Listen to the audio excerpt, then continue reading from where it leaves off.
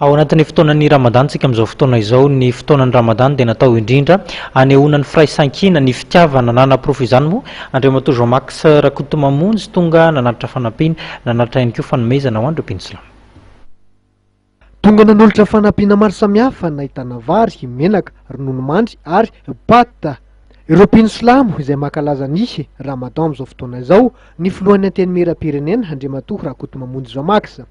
Tetsa moské eto 67 hektara atsimo nanaovana ny lanonana fandorana.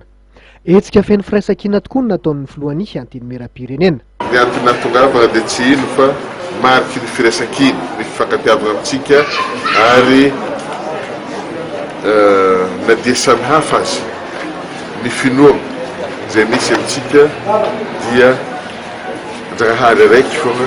ivavahantsika jiaby ary anatrehany zavatra dia fantatra fa fotoana izay agnanaovana ino moa zany sakrifisy lehibe ny amin'ny fotoana Ramadan sahala amin'izao io ny fotoana fifadian-kany ary indrindra ihany koa sady fotoana bavaka itsika rehetra indrindra ity firenena tandrazana izay iovorantsika ity.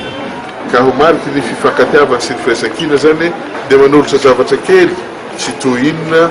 mba ho fampaherezana atsika amin'izany fotoana izay andalovantsika zany. Nakasitraka ny fanomezana natolotry ny filohan'ny ity androm-panjakana ity ny imam mahetsy amin'ny moské 67 hektara atsimo. Dia raha sy voninahitra no atolotsika any Allah subhanahu wa ta'ala izay tokony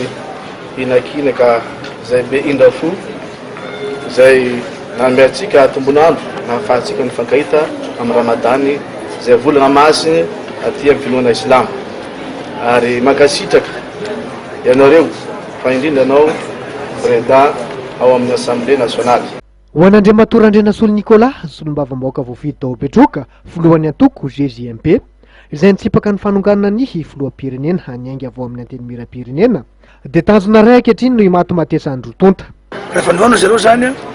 dia ny ity zao tsy resaka hoe politika fa resaka hoe fanampiana nisy mosquée Silamo zany dia tsy misy miaraty zany zay satria zao anisan'ny mpikambana ao anivony zany hoe Silamo zany eto Madagasikara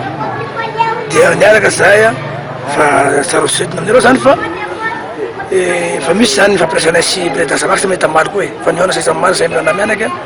dia nitadiavinay moa zany dia ampitony Madagasikara satria nitombo soa ny vahoaka ampolitika zay rehefany zay zay rehefanay dia navelanay zany ny ampo politika marina fa zany le chef délégation zay nanona ny filoham-pirenena tamin'ireny nitazona nation place indreny zany amin'ny ancienne tamin'ny député